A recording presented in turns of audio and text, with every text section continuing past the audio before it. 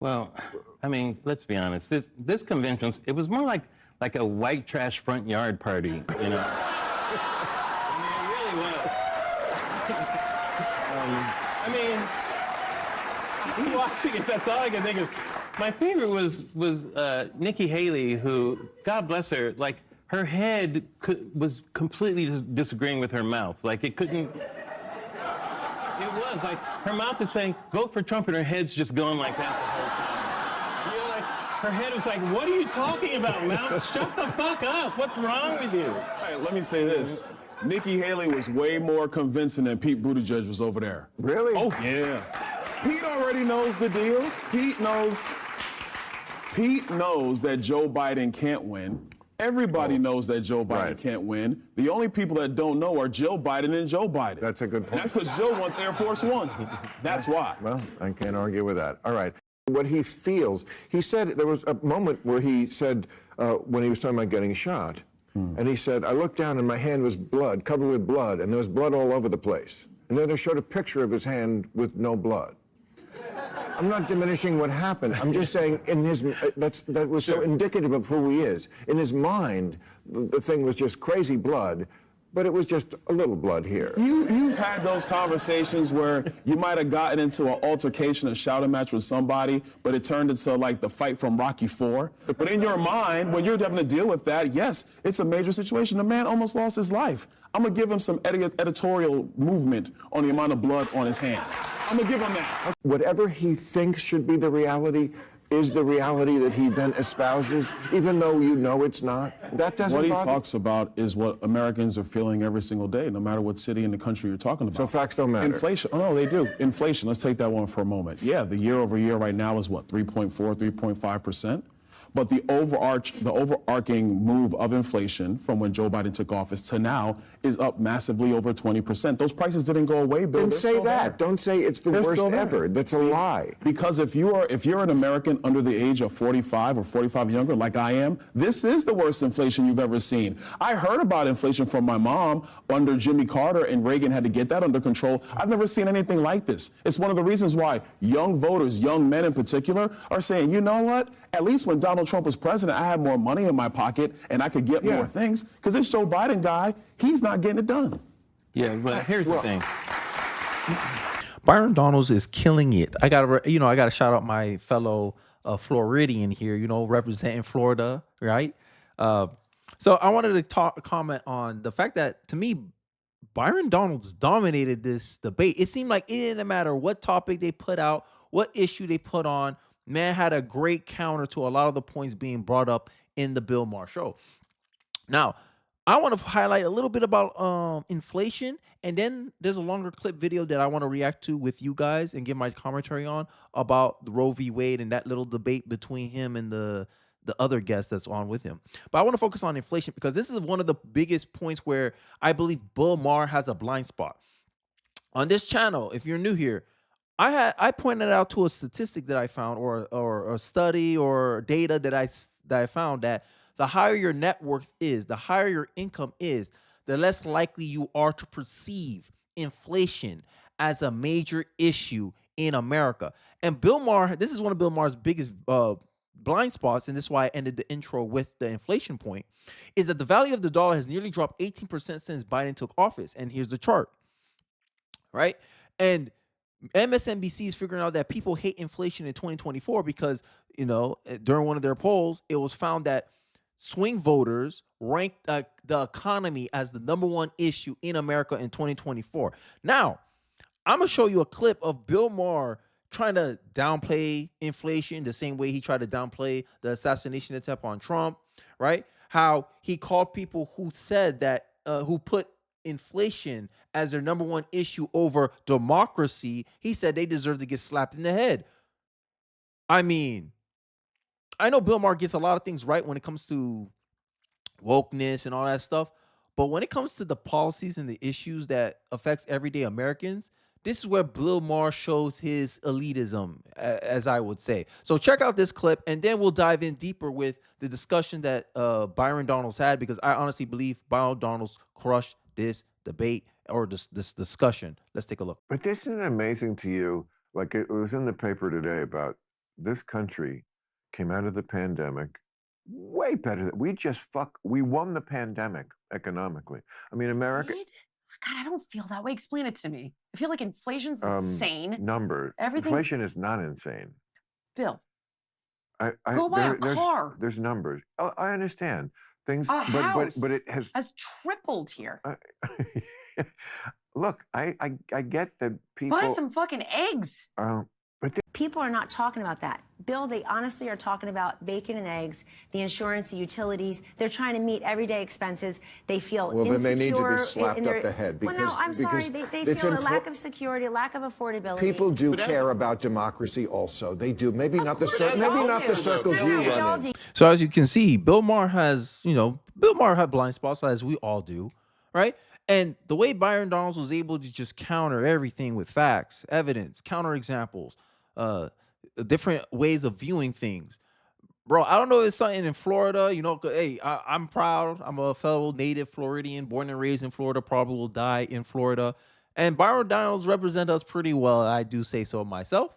I hope I also represent Florida pretty well. But I digress. This is about Byron Donalds and how he dominated the discussion. So now we're going to move on to a longer form clip where I give my commentary over the video about them discussing Roe v. Wade, and let's see how they battle over this topic. Let's take a look.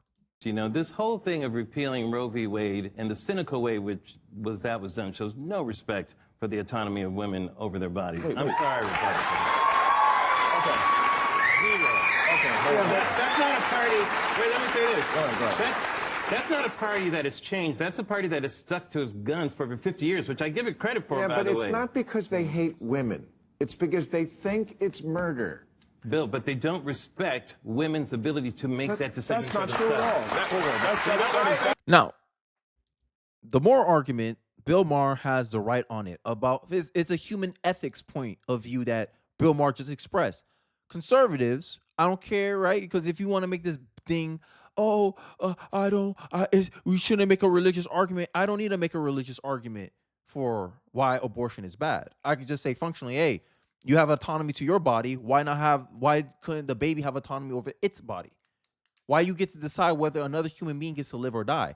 The only way you're breaking this argument is you have to prove to me that your baby, your fetus, is not human. If it's a human life, it deserves human rights. This is the philosophical, legal, natural law stance that I bring from a rational point of view without any appeal to religion. If you believe women have the right to vote, right, because they're human beings and we're all created equal, shouldn't an unborn child and a born child also have the same rights? Right? Just like skin color doesn't justify different standards to how the laws apply to you, shouldn't also means your location of whether you're outside the womb or in the womb. Right? You want to fight for bodily autonomy, but you don't want to fight for the autonomy or the right for someone to have an opportunity at life. Two separate forms of DNA residing within a body, but you're crying, oh, my body, my choice. Lie. You want the choice to dictate what happens on someone else's body. This is why I make the argument that abortion is similar to slavery. You get to pick and choose, hey, this person doesn't have rights because it's my property. That's the inconvenient truth. And this is one of the in my view, one of the most rational arguments into attacking abortion is that people who claim to be pro-choice are not pro-choice. They're pro-abortion. Because all we're trying to say is, hey, we shouldn't just go straight to abortion. We shouldn't just allow you to just end someone else's life just because you find them as an inconvenience in your life.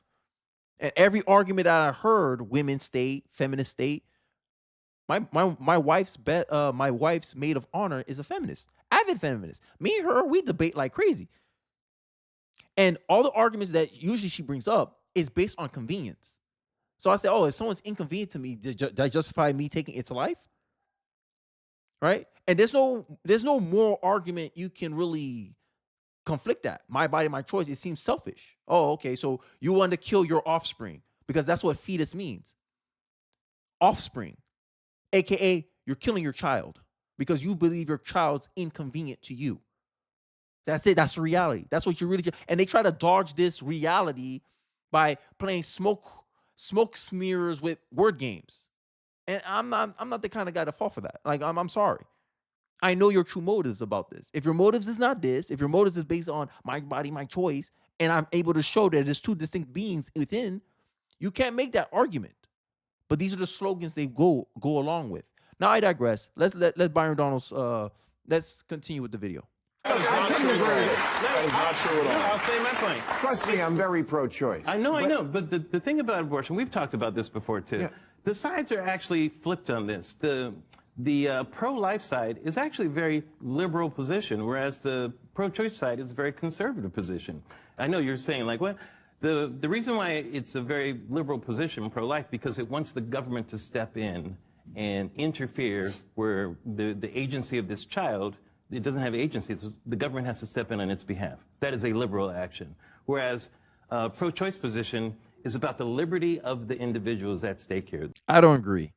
The liberal position, and this has been my core argument about liberalism, it's based on consent. Hey, I have a right to refuse. This is the liberal position. Liberalism is based on consent.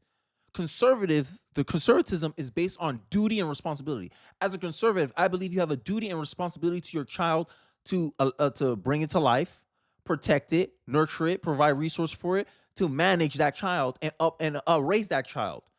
You have a duty and responsibility to your offspring to do that. Abortion. Now, let's put abortion in the case. If you're saying, hey, I should be allowed to abort my child, aka not kill it, I don't want any responsibility for my child. That's not a conservative position. That's a liberal position, because liberals, they believe in consent.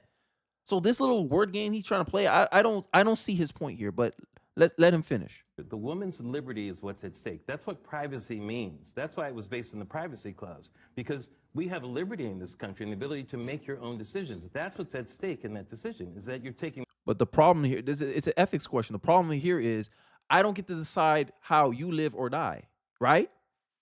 But abortion, in fact, that's what you're doing. You don't have a right. Your rights end where another person's begin, right? Isn't that how we all brought up this, how our government's supposed to work? Your rights end where another person's begin. And you're trying to say unborn children have no rights. It's the same argument with slavery. Slaves have no rights in this country. This is why slaves were considered, what, 2/3 of a person? 1/3 of a person?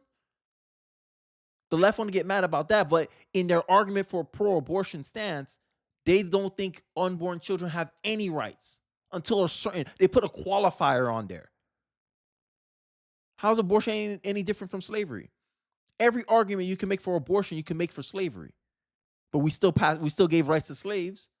So technically, conservatives are being legally and government and civilly consistent. Throughout human history, throughout American history, we are known to give rights to people. We gave women the right to vote. We gave slaves their freedom, right? Through the government, right? So why you think it's so strange that the government wants to give rights to unborn children? This is what happens when people don't follow history. But, I digress. I'll let the man talk. Taking that away. Okay, well, two things real Right. quick. That's a conservative position. Hold on a second. This is important. Because with respect to abortion, with respect to you're saying being pro-choice, fully respects a woman's agency, fully respects a woman's choices. It puts the decision in rights. her hands. But you also have that unborn child. That child is unborn. Viability starts at about 21, 22 weeks now with modern medicine. Who knows where that's going to go? And when you talk about repealing Roe v. Wade, that's not what happened. A case came through the channels of our legal system. The Supreme Court looked at that case, looked at Roe v. Wade, which even Ruth Bader Ginsburg said was a very poorly written decision, even though she's very pro-choice. She said it was imperfect, but she said it was the law of the land. At the end of the day, and then the Supreme Court. Right. And this is what happens when you don't have a lot. This is what happens when people have a lack of understanding with your civic government. The Supreme Court cannot create laws. That's one thing. It's a decision, aka, hey, it's something that we go to say, oh, usually this is how we should rule on these disputes. It's not a law. See, this is the misunderstanding. And Roe v. Wade, all the repeal did was put the issues to the state level. And as a conservative, I agree that's where it ends. Hey, as a conservative, if from federal government standpoint, federal government should have no say on abortion. That should be something decided by individual states. That is the conservative position currently. And I believe as pro-life advocates, I am pro-life. I'll admit that. But politically, I'm pragmatic politically. I think that's where it ends. Conservatives should not push no abortion ban. Why? Because I believe it's up to us, the private citizens, the private activists, to do the legwork and actually get people to come to our side on this thing. I believe in persuasion, not force, right? Because I honestly, if pro-life movement is able to make great arguments, convince the large swath of American people, and state by state by state, they ban abortion on an individual case, I take that as a better win than having the government mandate that abortion be banned unilaterally, the same way that they use Roe v. Wade to justify having abortion as a requirement throughout all 50 states. That's how I see it. I believe that this is an issue that must be changed from bottom up, not top down. That is my only disagreement with the pro-life, with majority of the pro-life group positions. I'd like to hear your thoughts in the comment section if you disagree. Came out with a new decision, and they said this is now in the hands of states, actually going back to what it was before 1973. I'm sorry, why did they want to do that, Byron? Why did they want to mess with it in the first place? Every I wonder what they were up to. No. Because a legal question, came before the court. And if a legal question comes before the court has a responsibility to answer that. But that question has come before the court before. But the court it came before the court in the early 90s, but the court and they made a different decision. But the court did not say that we're going to outlaw abortions. That's not what they said. Yeah. That is not what they said. Be accurate now. In the Dobbs decision, they said that this is now going to go to the states. California, Byron, where's this road leading to? I'm sorry, roads aren't built that lead to nowhere. They go somewhere. We're watching it right now. Where's this road leading? It leads to every individual state making its decision, right? So let's play a game. Let's play a simulation. Let's say 26 out of the 50 states in the United States decided we're banning abortion state by state. And if you want abortion, you go to the states that allow abortion. Simple. But they don't want this because at the end of the day, in reality, abortion somewhat is about control, convenience. Oh, we want all women to be able to do this. All right, but well, the constituency in these states don't agree with it. It's not the law of the land. California is allowing abortion, right? California, if it wants, because this is the pro-life. Look, this is where pro-life disagree with Roe v. Wade being removed. Because now you got these states here, like California and New York, they're codifying it in their constitution, in their state constitutions. Don't you think that's a good thing, pro-abortion people? And this is the argument I have is that you want to insinuate that conservatives want to nationally ban abortion. But a part of me is like, no, you're trying to find justification to unilaterally allow unlimited abortion access across all 50 states, even if there are states out there that don't agree with abortion whatsoever. Right? Because at the end of the day, we're a republic, representative government. One state says, hey, no, we don't like abortion over here. Hey, in Florida, 6 weeks, done. Over there in New York, 25 weeks, up to 6 months, up to 9 months, up to birth in some states. They were considering that as a part of their laws in their states. You're allowed to do it because if your constituency vote for that, that should be applicable in your state. Because this America is a Republican form of government. This is why they love to push democracy, because they want the tyranny of the majority. I mean, I digress. Like, I don't know. I think the pro-abortion stance has a lot of holes in their argument, and they like to pretend like, oh, only religious nuts believe in like, no, you guys are not clear on your thinking.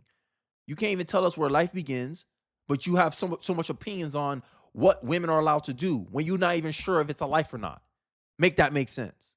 What is happening right now? It's not leading to more autonomy. It's leading to like. That is not true. Right now, in a post-Roe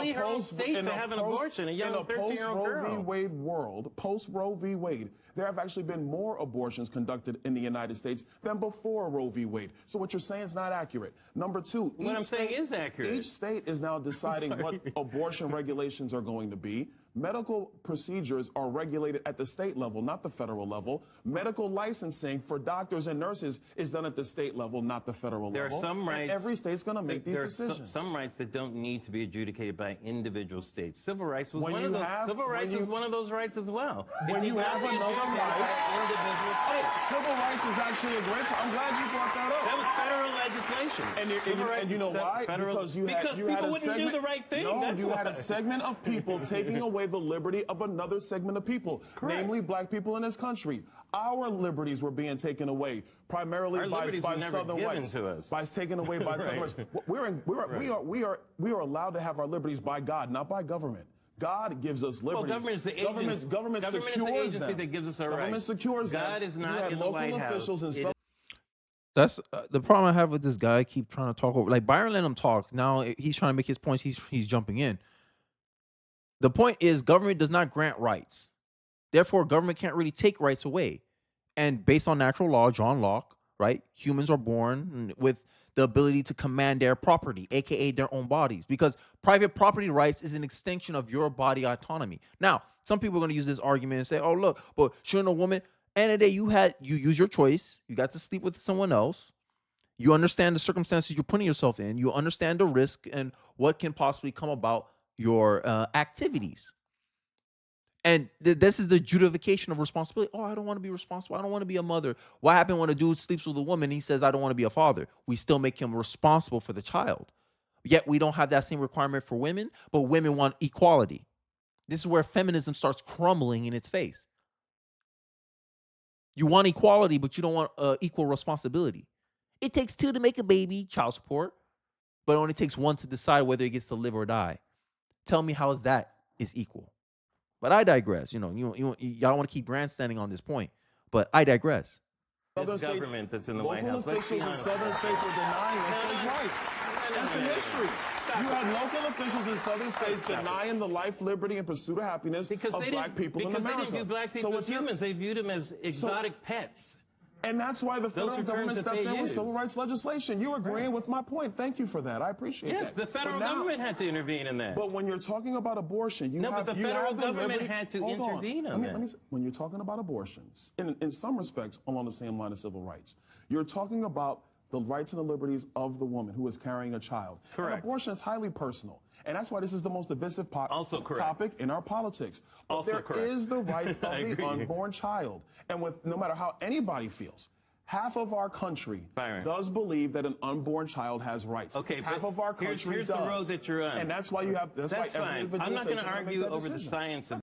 So, as you saw, but Donald held himself pretty well in that discussion, right? Now, to me, maybe I'm just biased, but end of the day, abortions, the reason I believe many people defend it is because it's due to convenience, right? Many men who are pro-abortion just don't want responsibility for offspring that comes about with the activities, right? They see sex as merely a function of pleasure for them, and producing a child is an inconvenience to that, right? So that's all. That's my real kind of casting of the pro-abortion stance. It's not based on any morality like they pretend it is. It's not based on any rights like they pretend it is. It's just based on, hey, I just want the power and privilege to do this based on my convenience. That's it. It's just it's something based on convenience, based on a selfish, self-centered motive. That's it. That's but to me, pro-abortion people will have a better argument if they just own up to that instead of trying to make it a moral case. Like Bill Maher. Bill Maher's like, yeah, I'm fine with that. Now it's hard to debate morally with Bill Maher because Bill Maher's like, yeah, I'm fine with the trade-off of possibly ending a human life. Okay, that's a more consistent argument than, oh, it's about women's rights, women's autonomy. Like, no, look, it's smokescreen, bro. You're not being truthful. You're not having an honest discussion about what you actually want or what you're actually advocating for. And they like to pretend that the pro-life position is unclear. No, the pro-abortion stance, the pro-abortion arguments are unclear. You don't know where life begins. You don't even know if how do you dictate how you justify if something is a life or not.